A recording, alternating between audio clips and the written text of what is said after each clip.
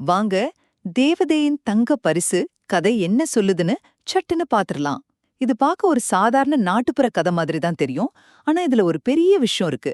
அதாவது கருணைக்கும் பேராசைக்கும் என்ன வித்தியாசம், அதோட விளைவுகள் என்னன்னு ரொம்ப அழகா சொல்லுது.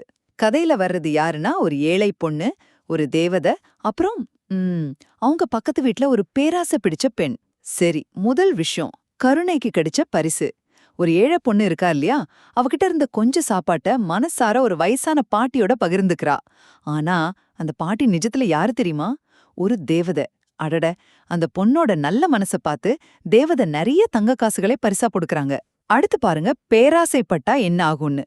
இத கேள்விப்பட்ட பக்கத்து வீட்டுக்காரி இருக்காளே, அவளுக்கும் ஆசை, தானும் தங்கம் வாங்கணும்னு அதே மாதிரி செய்ய பாக்குறா.